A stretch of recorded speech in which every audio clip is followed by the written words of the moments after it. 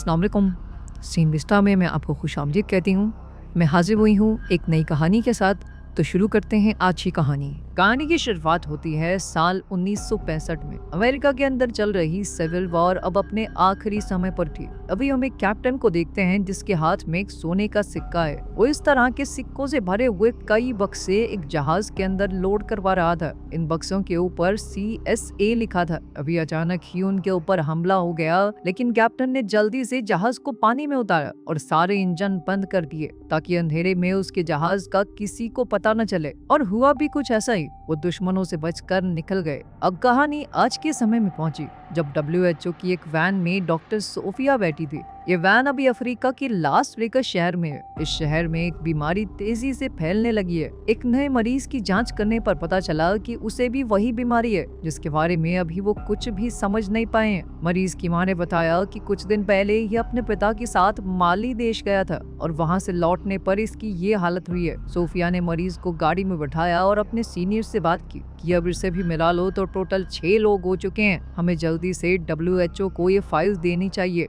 लेकिन सीनियर का मानना था कि इतने कम केसेस में कोई उनकी मदद नहीं करेगा। सोफिया अब माली देश जाकर ये पता लगाना चाहती थी कि वहाँ ऐसा क्या है कि लोग बीमार पड़ रहे हैं। माली देश में इस वक्त अंदरूनी जंग चल रही थी और सीनियर ने कहा कि कोई भी तुम्हें ऐसे खतरनाक हालातों में उस देश में जाने की परमिशन नहीं देगा। इसी दौरान एक नकाबपोश आदमी उनके ऊपर नजर रखे हुए था। शायद उसे इन डॉक्टरों का यहाँ आना पसंद नहीं है। तभी सोफिया को ध्यान आया कि मरीज के पिता का भी सैंपल ले लेना चाहिए। इसके बाद सोफिया लाइट हाउस की तरफ निकल गई जहाँ वो काम कर रहा था। वहाँ पहुंचकर सोफिया ने देखा कि उसकी भी बिल्कुल वैसी ही हालत है जैसी उसके बेटे की थी, बल्कि वो तो जान गंवा चुका है इस बीमारी से। सोफिया ने चुपचाप उसका सैंपल लिया और बाहर आ गई। इसी बीच पास के समुद्र में एक आदमी बोटिंग कर रहा था और नकाबपोश आदमी जो दूर से डॉक्टर्स को देख रहा था, उसने अचानक सोफिया पर हमला कर दिया। लेकिन इस बोटिंग कर रहे आदमी ने तभी वहां आकर सोफिया को बचा लिया। लेकिन इसी हाथापाई में वो नकाबपोश आदमी सोफिया का बैग लेकर वहां से भाग गया।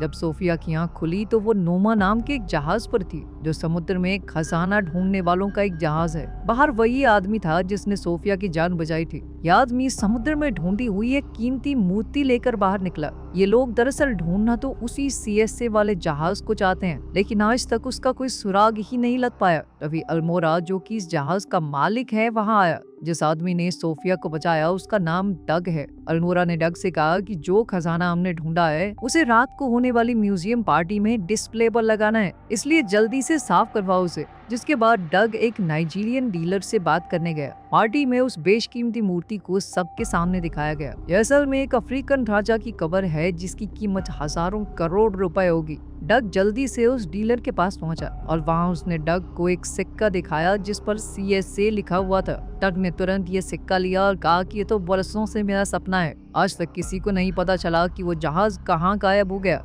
पार्टी में मैस्कॉट कंपनी का मालिक भी है जिसमें खजाने की खोज पर पैसा लगाया था। इस आदमी की माली देश में काफी अच्छी जान पहचान है, इसलिए सोफिया ने उससे मदद मांगी वहां पहुंचने के लिए। कंपनी के मालिक ने कहा कि वहां जाने में बहुत खतरा है, लेकिन अगर वो फिर भी जाना चाहती है तो वो रास्ता निकालने की कोशिश करेगा। कुछ देर में डग भी वहां आ गया और उसने CSA का वो सिक्का जेम्स को दिखाया। उसने ये भी बताया कि ये सिक्का माली में रहने वाले एक आदमी को मिला है और डग का मानना है कि उस जहाज का मलबा भी माली में ही कहीं मौजूद होगा। जेम्स ये सुनकर काफी खुश हो गया और उसने डग और अल्मोरा को 3 दिन के लिए माली जाने की इजाजत दे दी। वहां जाकर वो इस जहाज को ढूंढने की पूरी कोशिश करेंगे और अगर जरा सा भी कुछ सुराग मिला तो फिर पूरा ऑपरेशन स्टार्ट हो जाएगा जहाज को ढूंढने का।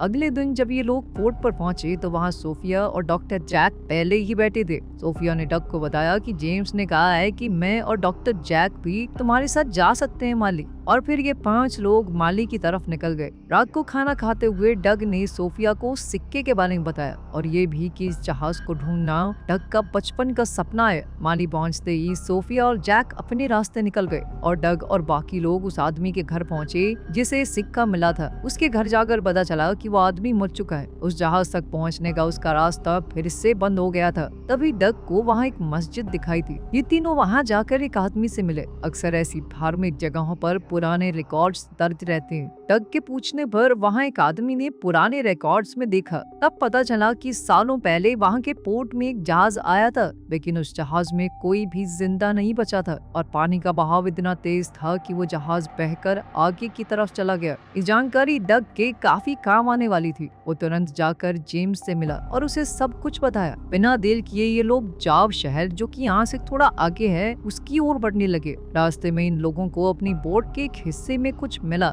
थोड़ी जांच करने पर पता चला कि एक खास तरह की मिट्टी है जो कि जंग भी हो सकता है, लेकिन डग ने कहा कि बहते पानी में इस तरह की मिट्टी का मिलना आम बात नहीं है। ये एक सोचने वाली चीज थी। तभी अचानक एक मिलिट्री बोट उनकी तरफ आने लगी। ये ऑफिसर बार बार एक ही बात पूछ रहे थे कि वो डॉक्टर अभी कहाँ हैं जो तुम्हारे साथ यहाँ पर आए हैं। यहाँ के राजा को पता चल चुका था कि उसके देश में 2 फिरंगी डॉक्टर आए हैं ताकि वो उस बीमारी की तह तक जा सकें जो वहाँ आसपास फैली हुई है। राजा ने ऑर्डर्स दिए थे कि उन्हें जल्द से जल्द रोका जाए वरना बहुत बड़ी परेशानी हो सकती है। डग समझ गया कि कुछ तो गड़बड़ जरूर है, और नए नए डॉक्टर्स से क्या दिक्कत। डग ने जवाब दिया कि सर, हमको ज्यादा इंग्लिश नहीं आती है और बोट साइड में लगा के बात करते हैं। डग ने उनकी ओर एक रस्सी फेंकी जो उन्होंने अपनी बोट पर बांध ली। जिसके बाद डग ने अपने दोस्तों को इशारा किया कि फुल स्पीड में दौड़ाओ, और एक ही झटके में ऑफिसर्स की बोट पलट गई। डग ने जल्दी से वो रस्सी भी काट दी और फिर वो लोग वहाँ से भाग गए। लेकिन मुश्किल अभी खत्म नहीं हुई थी। कुछ ही दूरी पर 2 और बोट्स उनका इंतजार कर रही थी और वो उन्हें देखते ही गोलियां चलाने लगे। डग समझ गया कि अब तो हमें बोट से कूदना होगा वरना जान बचने वाली है नहीं। कूदने से पहले उन्होंने फ्यूल टैंक में चीरा लगा दिया ताकि जबरदस्त धमाका हो। जब दूसरी बोट उनके करीब आई तो तीनों पानी में कूद गए। ऑफिसर्स ने बोट पर गोलियां चलाई और लीकेज की वजह से एक जबरदस्त धमाका हुआ जिसमें सारे के सारे पुलिस वाले मारे गए। जल्द ही ये तीनों नदी से निकलकर किनारे पर बने एक घर में पहुंचे। रूडी ने डग से पूछा कि अब तो हमारे पास बोट भी नहीं है, तो जहाज को ढूंढने का काम बंद कर देंगे क्या? डग ने कहा कि उसे बाद में ढूंढेंगे, इन्हें तो हमें उन डॉक्टरों की जान बचानी होगी। अगर इनके हत्थे चढ़ गए तो मार देंगे दोनों को। डग ने रूडी से कहा कि तुम जल्दी से बॉर्डर पार करके अल्मोड़ा के पास जाओ, और वो खुद जेम्स के साथ दोनों डॉक्टरों को ढूंढने निकल गया। वहाँ दोनों डॉक्टर्स एक गांव में पहुंचे जहाँ एक भी आदमी नहीं दिख रहा था। उन्होंने बहुत ढूंढा लेकिन हर तरफ सन्नाटा था। सोफिया को एक घर में लोगों की लाशें मिली और इन सभी लोगों की मौत भी उसी बीमारी से हुई थी। सुबह होते ही दोनों ने सारी लाशों को दफना दिया। उधर रूडी ने भी छुपकर बॉर्डर पार कर लिया। सोफिया को गांव में कुआं मिला और उसने सोचा कि शायद इसके अंदर कुछ मिले, तो उसने अंदर जाने की तैयारी शुरू की। नीचे पहुंचकर जब वो पानी का सैंपल लेने लगी, अभी जैक ने बताया कि ऊपर कुछ मिलिट्री वाले आए हैं, और फिर गोलियां चलने की आवाज आई और जैक को छोड़कर उन्होंने बाकी सबको मार दिया। कुएं के अंदर सोफिया डरी हुई छुपी रही। अभी वहाँ एक हेलीकॉप्टर लैंड हुआ जिसमें माली देश का राजा काजिम वहाँ आया। काजिम ने जैक से पूछा कि लेडी डॉक्टर कहाँ पर है। चॉपर की आवाज सुनकर डग और जेम्स को भी पता चल गया कि डॉक्टर आसपास ही होंगे, लेकिन काजिम बहुत गुस्से में था। उसने जैक को गोली मार दी और अपने आदमियों को ऑर्डर दिया कि सोफिया को जल्द से जल्द ढूंढा जाए। डग और जेम्स पास ही में छुपकर ये सब कुछ देख रहे थे। काजिम के आदमी आसपास सबको मारने लगे। एक बार तो डग की जान भी खतरे में आ गई, लेकिन पीछे से सोफिया ने आकर काजिम के आदमी को मार दिया। अपने सीनियर डॉक्टर जैक की मौत से सोफिया को बहुत गहरा सदमा पहुंचा, लेकिन डग ने कहा कि जल्द से जल्द यहाँ से निकलना होगा क्योंकि ये जगह बिल्कुल भी सुरक्षित नहीं है। अब वो तीनों काजिम के मिलिट्री एरिया से निकलकर एक दूसरी जगह पहुंच गए, लेकिन ये लोग जहाँ पहुंचे हैं ये और भी ज्यादा खतरनाक है। अभी वहाँ कुछ घुड़सवार आए और इन तीनों को बंदी बना लिया और अपने राजा गॉडिको के पास ले गए। गॉडिको ने उनसे पूछा कि यहाँ तुम क्या करने आए हो? सोफिया ने बताया कि मैं एक डॉक्टर हूँ और एक बीमारी फैली हुई है आपके इलाके में, उसकी खोज कर रही हूँ। बीमारी का नाम सुनकर उसे एक कमरे में ले जाया गया जहाँ न जाने कितने लोग उसी बीमारी से मर चुके हैं। सोफिया ने जांच करके कंफर्म किया कि हाँ, इन सब की मौत भी उसी बीमारी से हुई है। उसी का पता लगाने आई हूँ मैं यहाँ पे। थोड़ा सोचने के बाद गॉडिको ने उन सबको अपने शहर में रहने की इजाजत दे दी। इसके बाद सोफिया ने वहाँ के पानी की जांच की तो पता चला कि उस जगह का पानी जहरीला हो चुका है और ये नेचुरल तरीके से नहीं हो सकता। इस पानी में जरूर जानबूझकर कुछ मिलाया गया है। यही बात उन्होंने राजा को बताई और कहा कि पानी में ये जहर कहाँ से आ रहा है, इस बात का पता लगाना ही होगा। राजा ने भी हामी भरते हुए कहा कि जल्द से जल्द पता लगाओ, तुम्हारी जितनी मदद मुझसे हो पाएगी मैं करूंगा। इसके बाद जेम्स वहाँ के बच्चों के साथ फुटबॉल खेल रहा था। जब बॉल थोड़ा आगे चली गई तो वो उसका पीछा करते हुए एक अनोखी जगह पर पहुंचा। इस जगह पर तो अलग सी पेंटिंग्स बनी हुई थी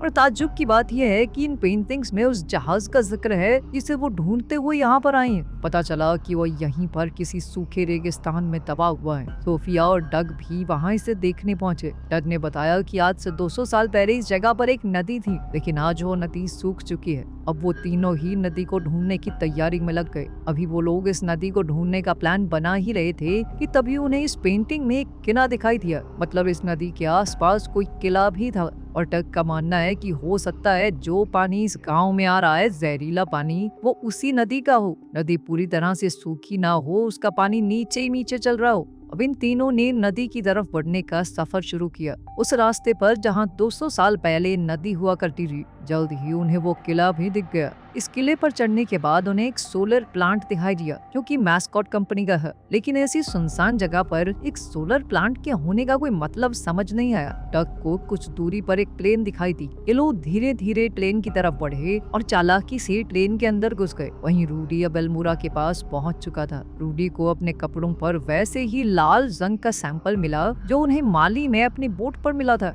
जब रूडी ने सैंपल की टेस्टिंग की और रिजल्ट अल्मोड़ा को दिखाया तो वो ये देखकर हैरान रह गया। वहीं सोफिया, जेम्स और डग उस प्लांट के अंदर पहुंच गए। अंदर जाकर उन्हें समझ आया कि ये प्लांट एक रेडियो एक्टिव केमिकल बनाने के लिए काम कर रहा है, जो कि यहाँ मौजूद तेज सूरज की रोशनी की वजह से बहुत जल्दी बनकर तैयार हो जाएगा। तभी वहाँ सोफिया की नजर कुछ कंटेनर्स पर पड़ी जिन्हें अंडरग्राउंड ले जाया जा रहा था। इन तीनों ने उस आदमी का पीछा किया और जब बेसमेंट का दरवाजा खुला तो तीनों देखते ही रह गए। इस बेसमेंट में हजारों टन के हिसाब से रेडियो एक्टिव और जहरीले केमिकल सालों से पड़े हुए थे। कुछ कंटेनर तो दिख रहा है कि लीक भी कर रहे हैं, जो कि जमीन के अंदर रिसते हुए नीचे से बहने वाली नीरजा नदी में मिल रहे होंगे। और इस नदी का पानी माली का पूरा देश पीता है। इसी वजह से ये बीमारी इतनी तेजी से फैल रही है। वहाँ अल्मोड़ा और रूडी उस रिपोर्ट को लेकर यूएस एम्बेसी पहुंचे। ये रिपोर्ट देखकर यूएस एम्बेसी के आदमी को भी विश्वास नहीं हुआ कि ऐसा कुछ भी हो सकता है। वहीं जेम्स अपने दोस्तों के साथ प्लांट से भाग ही रहा था कि तभी मैस्कॉट के लोगों ने उन्हें पकड़ लिया। मैस्कॉट ने सोफिया से पूछा कि तुम लोग यहाँ क्या कर रहे हो और इस जगह का तुम्हें पता कैसे चला। सोफिया ने मैस्कॉट से कहा कि तुम इस प्लांट में जो भी कर रहे हो उससे लोगों की जान जा रही है। जिस पर मिस्टर मैस्कॉट ने कहा कि वो ऐसा कुछ नहीं कर रहा, बल्कि हम तो जहरीले केमिकल्स को आग में जला रहे हैं, खत्म कर रहे हैं। सोफिया ने उसे बताया कि जो केमिकल तुमने बेसमेंट में स्टोर किए हैं वो नदी में मिल रहे हैं जाकर, इसे लोग पीकर बीमार पड़ रहे हैं। ये सुनकर तो मिस्टर मैस्कॉट भी डर गया कि कहीं ये सच तो नहीं। अब वो लोग डग और जेम्स को बांध कर कहीं ले जाने लगे। डग ने दिमाग चलाया और सोने के सिक्के की मदद से ट्रक के पीछे का दरवाजा खोल दिया, जिससे वो लोग ट्रक से अलग हो गए। मिस्टर मैस्कॉट जल्द से जल्द काजिम से मिला और जो बात भी सोफिया ने उसे बताई थी मैस्कॉट ने काजिम को बताई। काजिम ने कहा कि अगर उसे चिंता है तो प्लांट को बेशक बंद कर दे, लेकिन उसके पैसे उसे हर महीने मिलने चाहिए। उसे फर्क नहीं पड़ता लोगों के मरने से। डग और जेम्स अब इस रेगिस्तान में भटक रहे थे। उनके हाथ अभी भी बेड़ियों से ट्रक के दरवाजे से बंधे हैं। ऐसे ही बंधे हुए वो काफी दूर तक चले गए। काफी देर तक चलते चलते वो लोग भी हिम्मत हार चुके थे। लेकिन तभी बीच रास्ते में उन्हें एक टूटा हुआ प्लेन मिला जो क्रैश हो गया था। लेकिन इस प्लेन के टायर अभी भी सही थे। किसी तरह ये जहाज को रेत पर ग्लाइड करवाते हुए उस पर सवार होकर आगे जाकर एक गांव में पहुंचे। यहाँ उन्हें एक टेलीफोन मिला तो उन्होंने अल्मोड़ा को फोन किया और सारी कहानी बता दी। सोने के सिक्के को बेचकर डग ने एक जीप खरीदी। ये जीप लेकर डग और जेम्स पहुंचे गोडिगो के पास और उसके आदमियों से मदद मांगी ताकि वो लोग मिलकर काजिम से लड़ सके। लेकिन गोडिगो के पास इतने आदमी नहीं थे और न ही काजिम की तरह बड़े बड़े हथियार, इसीलिए गोडिगो ने लड़ने से मना कर दिया। लेकिन उसने अपनी गाड़ी उन्हें दे दी जो गोडिगो ने काजिम से खरीदी थी। इस कार को लेकर जेम्स और डग प्लांट पर पहुंचे, लेकिन वहां उन्हें गेट पर ही रोक लिया गया। ये दोनों जबरदस्ती बंदूकों के सहारे अंदर घुस गए और वहां मैस्कॉट को पता चल गया कि कोई तो अंदर घुस चुका है। जिसके बाद वो तुरंत ऊपर वाले हिस्से में चला गया। डग और जेम्स जैसे ही अंदर गए उन्हें देखकर हैरानी हुई कि पूरा प्लांट खाली हो चुका था। तो जेम्स ने कहा कि शायद मैस्कॉट को यकीन हो गया है कि उसकी वजह से लोग मर रहे हैं और ये बात अमेरिका तक पहुंच गई होगी, इसीलिए ये इस प्लांट का नामो निशान खत्म करना चाहते हैं। जेम्स जल्दी से नीचे जाकर वो विस्फोटक ढूंढने गया जिसकी मदद से ये लोग इस प्लांट को उड़ाने की कोशिश कर रहे होंगे। अभी वहाँ एक हेलीकॉप्टर लैंड हुआ। मैस्कॉट जबरदस्ती सोफिया को लेकर उसमें बैठ गया। वो निकल ही रहे थे कि तभी वहाँ डग आ गया। डग ने मैस्कॉट को पकड़ ही लिया था, लेकिन तभी पीछे से मैस्कॉट का एक आदमी आ गया और उसने डग को रोक लिया। उधर सोफिया समय रहते हेलीकॉप्टर से कूद गई। नीचे जेम्स को वो बम एक कंटेनर में मिल गया और उसने बम वहां से निकालकर अपने बैग में रख लिया। इसी दौरान मैस्कॉट ने चॉपर में बैठकर अपने प्रोग्राम से सोलर प्लांट को सूरज की तरफ कर दिया। अब सभी सोलर पैनल बहुत तेजी से काम करने लगे, लेकिन जेम्स की काबिलियत की वजह से कोई धमाका नहीं हुआ क्योंकि जेम्स ने बम डिस्कनेक्ट कर ही दिया था। मैस्कॉट को ये देखकर बहुत गुस्सा आया। सोफिया और डग ने मैस्कॉट के आदमी से छुटकारा पाया और फिर ये तीनों कार में बैठकर वहां से निकल गए क्योंकि अभी उन्हें यहाँ से बहुत दूर जाना है। लेकिन तभी काजिम का हेलीकॉप्टर उनका पीछा करने लगा। काजिम उनके ऊपर गोलियां बरसाने लगा। डग ने जेम्स से कहा कि जो भी तुझे विस्फोटक बेसमेंट में मिले थे उन्हें बाहर फेंकना शुरू कर दे। जब जेम्स ने ऐसा किया तो जहाँ जहाँ काजिम की गोलियां लगती रही वहाँ वहाँ धमाके होते रहे। इतना ज्यादा धुआं और धूल उड़ गई कि काजिम को अपना हेलीकॉप्टर मोड़ना पड़ा। लेकिन इन धमाकों की वजह से कुछ ऐसा हुआ जिसकी उन्हें उम्मीद ही नहीं थी। उस जगह से रेत खिसक गई और वो जहाज जो नीचे दबा हुआ था ऊपर आ गया।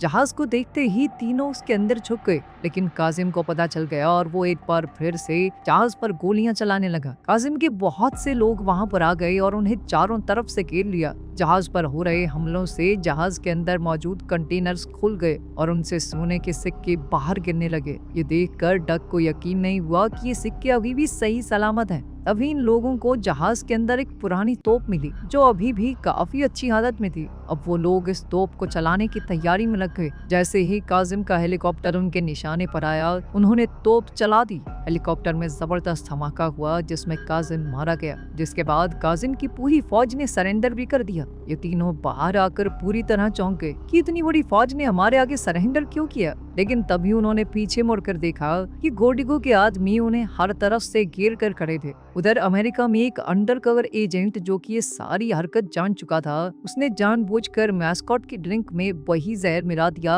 जो वो माली के लोगों को पिला रहा था और जल्द ही उसका भी वही हश्र होगा जो उसने लोगों के साथ किया है। आखिर में हम डग और सोफिया को एक साथ देखते हैं। डग ने वो खजाना गोडिगो और उसके लोगों के लिए ही छोड़ दिया था क्योंकि इस बीमारी में सबसे ज्यादा उनका ही नुकसान हुआ था और उनकी जमीन है, खजाने पर हक भी उनका ही बनता है। उम्मीद है कि आपको आज की हमारी स्टोरी पसंद आई होगी। मजीद वीडियोस के लिए हमारे चैनल को सब्सक्राइब कीजिए और बेल आइकन को प्रेस करना ना भूलिए ताकि हमारी नई वीडियोस की अपडेट्स मिलती रहें। शुक्रिया।